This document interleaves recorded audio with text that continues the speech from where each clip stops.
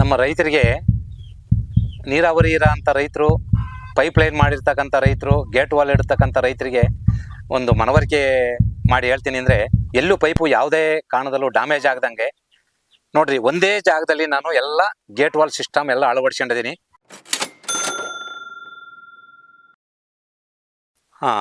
ನಮ್ಮ ರೈತರಿಗೆ ಜೀವಾಮೃತ ಅದ್ರ ಬಗ್ಗೆ ಹೆಂಗ್ ಮಾಡೋದು, ಯಾವ ಥರ ನಾವು ಹೆಂಗೆ ಹಾಕ್ಬೇಕು ಗಿಡಕ್ಕೆ, ಅದ್ರ ಬಗ್ಗೆ ಒಂದು ಸ್ವಲ್ಪ 1-2 ನಿಮಿಷ ನಾನು ಮಾಹಿತಿ ಕೊಡ್ತೀನಿ. ಈ ಜಾಗಕ್ಕೆ ಒಂದು ನಮ್ಮ ಮನರು, ನಮ್ಮ ಮಿಸ್ಸಸ್ ಬಂದ್ರು ಎಲ್ಲಿ ನೀರು ಹೋಗ್ತಾ ಇದೆ, ಯಾವ್ದು ಗೇಟ್ ವಾಲ್ ಆಫ್ ಆಗಿದೆ ಅನ್ನೋದು ಈ ಜಾಗ ಇದು ಈ ಪೇಸಿ ಬಂದ್ರು ಗೊತ್ತಾಗುತ್ತೆ. ಕೆಲವ್ರು ಏನ್ ಮಾಡ್ತಾರೆ, ಇಲ್ಲೊಂದು ಗೇಟ್ ವಾಲ್ ಇಡ್ತಾರೆ, ಆ ಕಡೆ ಒಂದು ಗೇಟ್ ವಾಲ್ ಇಡ್ತಾರೆ. ಅದು ಕನ್ಫ್ಯೂಷನ್ ಹೇಳ್ತೀನಿ. ಆ ಗೇಟ್ ವಾಲ್ ಕಟ್ಟಿರಕ್ಕಲ್ಲ, ಇಲ್ಲಿ ಬಿಡ್ತಾರೆ, ಮತ್ತೆ ಪೈಪು ಮತ್ತೆ ಡಮ್ ಅಂತ ಹೊಡೆದು ಹೋಗುತ್ತೆ. ಈ ಜಾಗಕ್ಕೆ ಈ ಪೇಸಿ ಬಂದ್ರೆ ಎಲ್ಲಿ ಹೋಗ್ತಾ ಇದೆ, ಎಲ್ಲಿ ಆಫ್ ಆಗಿದೆ, ಯಾವ ಗೇಟ್ ವಾಲ್ ಎಕಡಿಗೆ ಹೋಗಿದೆ ಅನ್ನೋದು ಗೊತ್ತಾಗಿ ಈ ಮೈನ್ ಲೈನ್ ಇಲ್ಲಿ ತಗೊಂಬಂದು ಇಲ್ಲಿಂದಲೇ ಗೇಟ್ ವಾಲ್ ಸಿಸ್ಟಮ್ ಮಾಡ್ಕೊಂಡು ನಾನು ಪ್ರತಿ ಒಂದು ಜಾಗಕ್ಕೂ ನಾನೆಲ್ಲ ಗೇಟ್ ವಾಲ್ ಇದೊಂದು ಜಾಗದಲ್ಲಿ ತಿರ್ಕೇತೀನಿ. ನಾನು ಆ ಥರದಲ್ಲಿ ನಮ್ಮ ರೈತರು ಮಾಡ್ಕೇಳಿ. ಸುಮ್ಮನೆ ಪೈಪ್ ಹೊಡೆದು ಹೋಗೋದು, ಎಲ್ಲೆಲ್ಲೋ ತಿರುಗೋದು, ನಾನು ನೇರವಾಗಿ ನಾನು ಮಾಡಿರ್ತಕ್ಕಂಥದ್ದನ್ನ ನಾನೇ ತೋರಿಸ್ತಾ ಇದ್ದೀನಿ. ನಾನು ಯಾರನ್ನೇನು ಕಂಪ್ನಿಯನ್ನೇ ಕರ್ಕೊಂಬಂದು ಮಾಡಿಲ್ಲ, ನಾನೇ ನನ್ನ ಮೆಥಡಲ್ಲಿ ನಾನೇ ಮಾಡ್ಕೊಂಡಿರ್ತಕ್ಕಂಥ ಡ್ರಿಪ್ಪು. ಅಲ್ಲ, ಬಟ್ ಈಗ 1 ಎಕರೆ ಇರೋದಕ್ಕೆ ಮೇಂಟೈನ್ ಆಗುತ್ತೆ, ದೊಡ್ಡ ಜಮೀನಿಗೂ ಆಗುತ್ತೆ ಸರ್. ಈಗ ನಾನು ಇರ್ತಕ್ಕಂಥ ಜಾಗ 2.5 ಎಕರೆ. 1 ಎಕರೆಯಲ್ಲಿ ನಾನು ಪಾಸ್ ಆದ್ಮೇಲೆ ಈ ಎಕ್ಸಾಮ್ ಕಟ್ಟಿ ಅದೆಂಥದ್ದು ಒಂದು ನಾನು ಓದಿರೋದು ಅಟ್ಲೀಸ್ಟ್ ಒಂದು SLC ಪಾಸ್ ಇರಲಿ, ಎಕ್ಸಾಮ್ ಕಟ್ತಾರೆ, ಪಾಸ್ ಆಗ್ತಾರೆ, ಇನ್ನೊಂದು IPS ಅಂತಾರೆ, ಅದು ಪಾಸ್ ಆಗ್ತಾರೆ.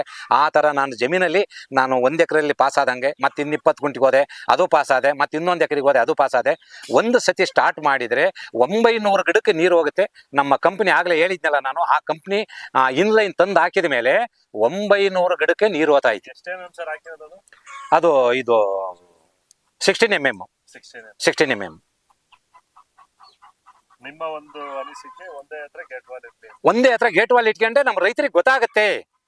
ನಮ್ಮ ರೈತರಿಗೆ ತುಂಬಾ ಗೊತ್ತಾಗುತ್ತೆ, ಎಲ್ಲಿ ಎಕಡಿಗೆ ನೀರು ಹೋಗುತ್ತೆ, ಎಕಡಿಗೆ ನೀರು ಹೋಗ್ತಾ ಇಲ್ಲ ಅಂತ ಗೊತ್ತಾಗುತ್ತೆ ಅನ್ನೋದು ಗೊತ್ತಾಗುತ್ತೆ ಅಂತ ನಾನು ಈ ಕಾನ್ಸೆಪ್ಟ್ ಇಟ್ಕೊಂಡು ಒಂದೇ ಕಡೆ ಗೇಟ್ ವಾಲ್ ಇಟ್ಕೊಂಡು, ಈಗ ನಾವು ಒಂದು ಹೊರಗಡೆ ಕೆಲ್ಸಕ್ಕೆ ಹೋಗಿರ್ತೀವಿ, ನಮ್ಮ ಮಿಸ್ಸಸ್ ಫೋನ್ ಮಾಡ್ತೀವಿ, ನೀರು ಬಿಡು ಅಂತ.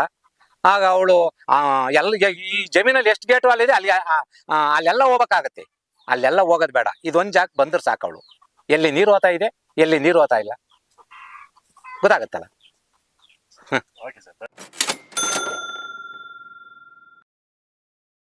ನನ್ನ ಹಳ್ಳಿ ಕಾರ್ ಹಸು ಇದೆ. 10 kg 200 ಲೀಟ್ರ್ ಬ್ಯಾರಲ್ ತಗೊಂಡ್ಬಿಟ್ಟು ಇದಕ್ಕೆ 10 kg ಸಗಣಿ ಹಾಕ್ತೀನಿ, 5 ಲೀಟ್ರ್ ಗಂಜಿ ಹಾಕ್ತೀನಿ, 2 ಲೀಟ್ರ್ ಮಣ್ಣು ಅಂದ್ರೆ ಬದುವಿನ ಮಣ್ಣು. ನನ್ನ ಭೂಮಿಲಿ ಯಾವುದೇ ಜಾಗದಾರ ಹಾಕ್ಬೋದು. ಇನ್ನು ನೀವು ಬೇರೆ ರೈತರು ಸಾವಯವ ಕೃಷಿ ಕನ್ವರ್ಟ್ ಆದಮೇಲೆ ನೀವು ಯಾವುದೇ ಮಣ್ಣು ಹಾಕಿರೂ ನಡೆಯುತ್ತೆ.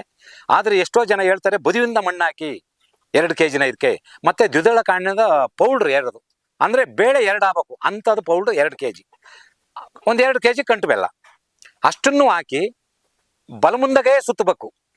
ದಿನಕ್ಕೆ ಬೆಳಗ್ಗೆ ಒಂದ್ಸಾರಿ, ಸಾಯಂಕಾಲ ಒಂದ್ಸಾರಿ ನೆಳ್ಳಲ್ಲಿ ಇಡಬೇಕು ಈ ಡ್ರಮ್ಮ.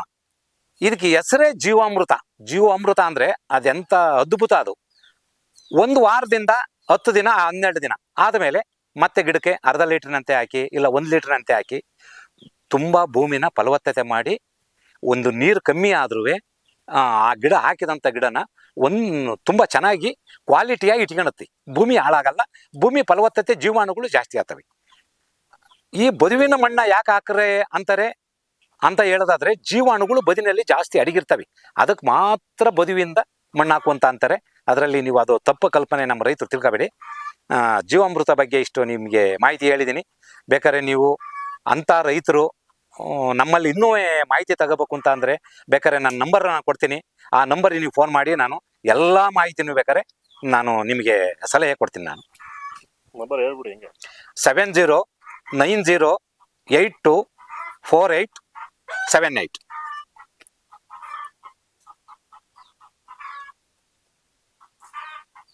ಬಳಸೋದು ಎಷ್ಟು ದಿನಕ್ಕೆ? 3 ತಿಂಗಳಿಗೆ ಒಂದ್ಸಾರಿ ಹಾಕ್ಬಹುದು. 3 ತಿಂಗಳಿಗೆ ಒಂದ್ಸಾರಿ ಹಾಕ್ಬಹುದು. 3 ತಿಂಗಳಿಗೆ ಒಂದ್ಸಲ ರೆಡಿ ಮಾಡಿ. 3 ತಿಂಗಳಿಗೆ ಒಂದ್ಸತಿ ರೆಡಿ ಮಾಡಿ ಪ್ರತಿ ಗಿಡಕ್ಕೂ ಹಾಕ್ಬಹುದು. ನಾವು ತರಕಾರಿ ಗಿಡಕ್ಕೆಲ್ಲ ಹಾಕ್ತಿವಿ. ನಾವು ಯಾವುದೇ ಕಾರಣದಲ್ಲೂ ಹೊರಗಡೆಯಿಂದ ನಮ್ಮ ಮನೆಗೆ ಸಾಂಬಾರಿಗೆ ಬೇಕಾದಂಥ ತರಕಾರಿಗಳನ್ನ 5 ರೂಪಾಯಿನೂ ಕೊಟ್ಟು ನಾವು ಎಲ್ಲೂ ತರಲ್ಲ. ನಾವು ಸ್ವತಃ ನಾವೇ ಬೆಳ್ಕೊತಾ ಇದೀವಿ.